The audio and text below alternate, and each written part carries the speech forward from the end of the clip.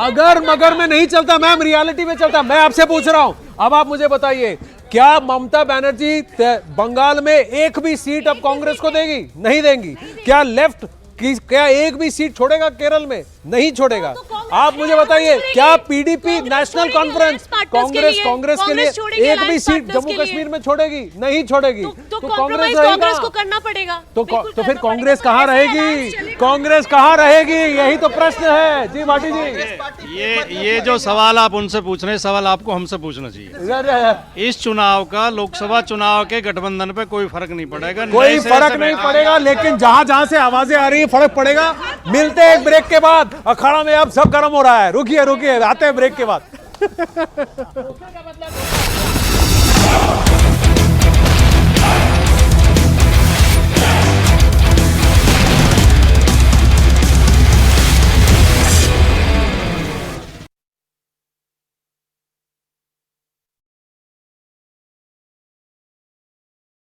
पहली बार मीडिया से कोई बात कर रहे हैं, सुन लेते हैं इस बड़ी लैंडस्लाइड विक्ट्री के बाद वो क्या कह रहे हैं। कल दिग्विजय सिंह ने उन्हें फिर कद्दार कहा। मैंने भी जो सोचा था उससे कई गुना ज्यादा आज भाजपा के पक्ष में आया है।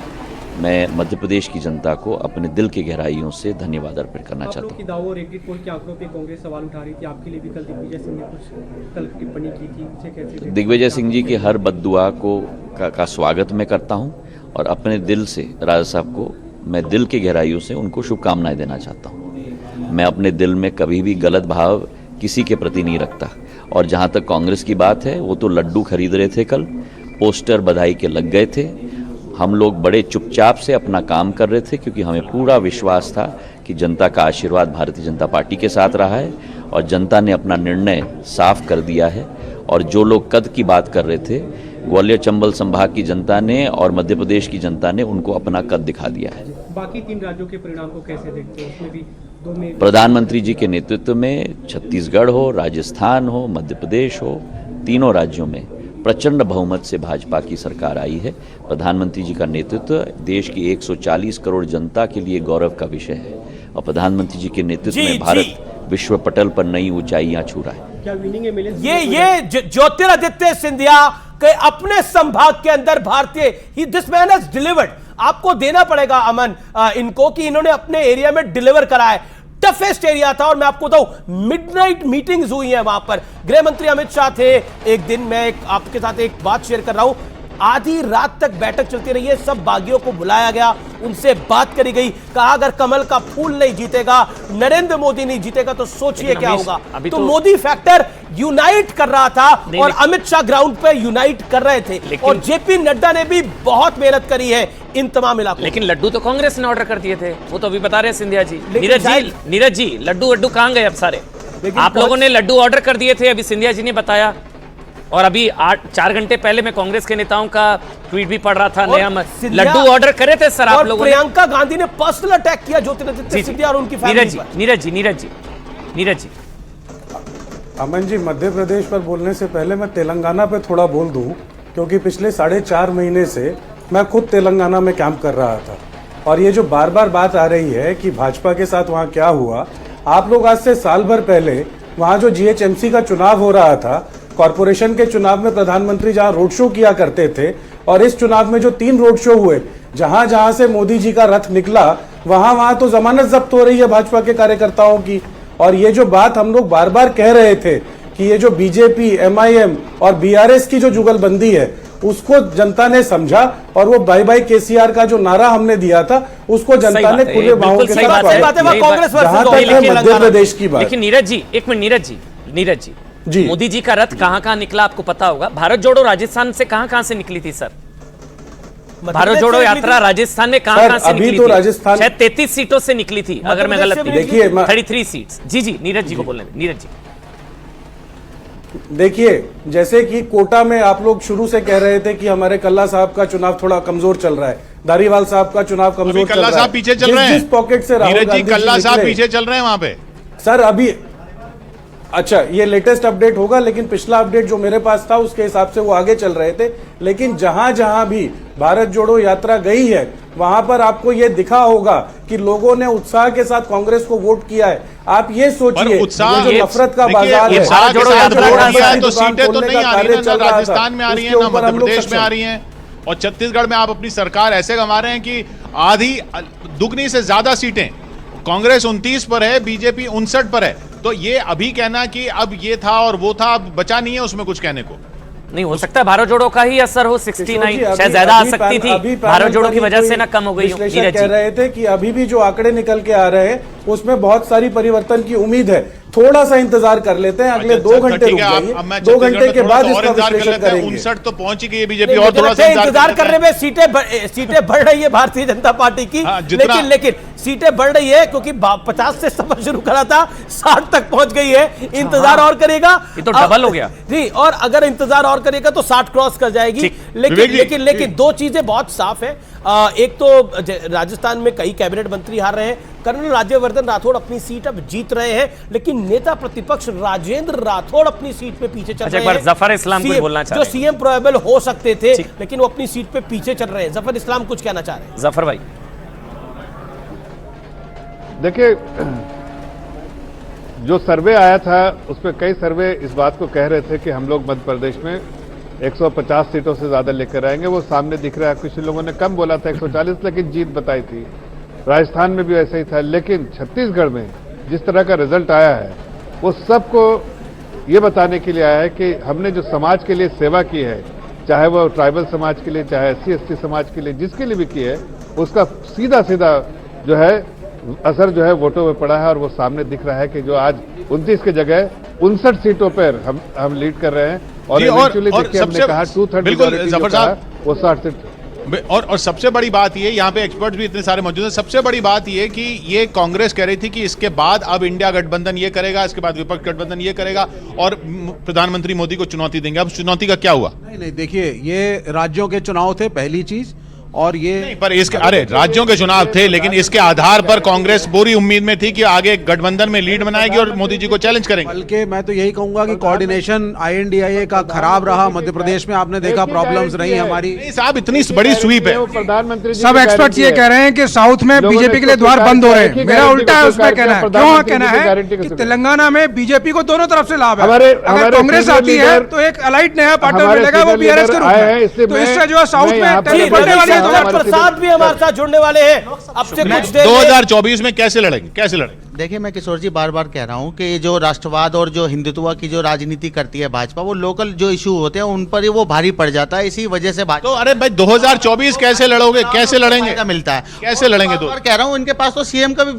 चेहरा नहीं था। अरे हाँ, फिर भी जीत गए, सब जीत गए। यही तो मैं जानना चाहता हूँ, ये ऐसा कहाँ से, कौन सा जादुई आंकड़ा आता है? और ये अरे कहाँ से आता है? क्या EVM से आता है? और कहाँ से जादुई आंकड़ा? EVM पे तो सारे जितने भी वहीं से, जहाँ से तेलंगाना का आ रहा है। अरे 2024 कैसे जीतेंगे? देखिए, 2024 तो बम्पर तरीके से जीतेंगे हम। 3 अच्छा, मोदी जी हाँ। देखिए, 3 राज्य 2018 में हारे थे, मैं इनकी बात कर रहा हूँ। मध्य प्रदेश में 29 में से 28, राजस्थान 25 में से 25, छत्तीसगढ़ 11 में से 9।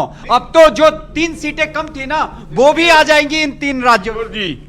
अब एक चीज स्पष्ट हो गया है, इस देश में जो काम करेगा वही जीतेगा, और ये चीज मोदी जी ने सिद्ध कर दिया। 2024 में कोई चुनौती नहीं है। काम किसके लिए करेगा?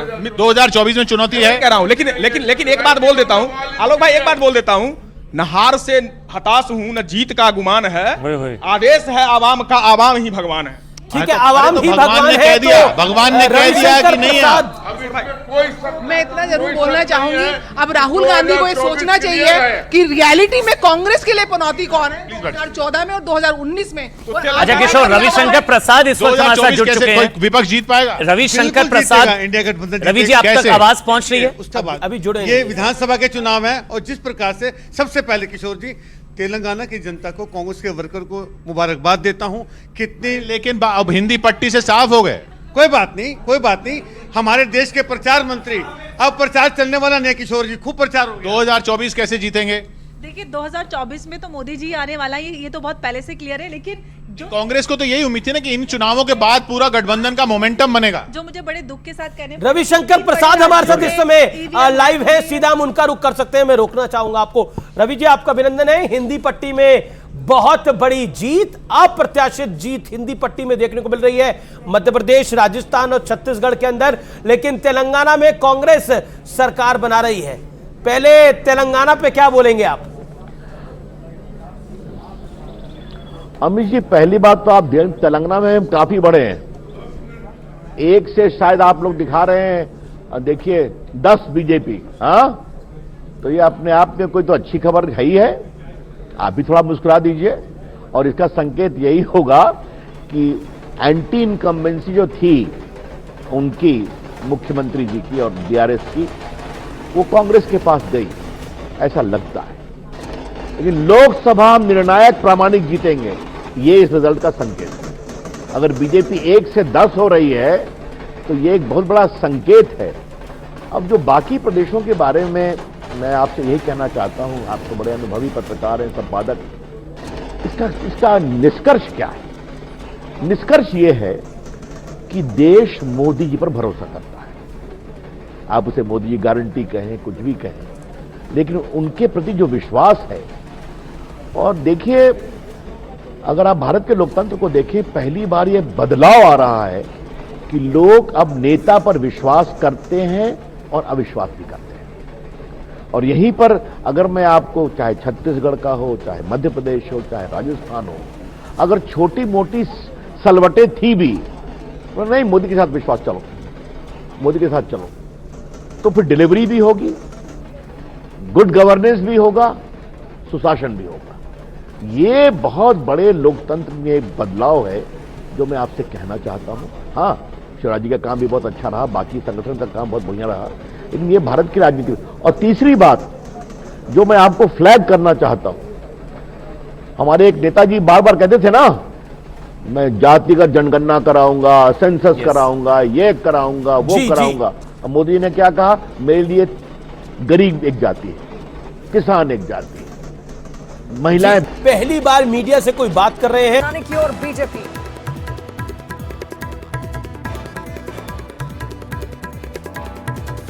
तेलंगाना के चुनाव नतीजों ने कांग्रेस के दर्द पर लगाया मरहम। बीआरएस को पछाड़कर रुझानों में हुई आगे बीजेपी को पहले के मुकाबले बढ़त, एआईएमआईएम को नुकसान।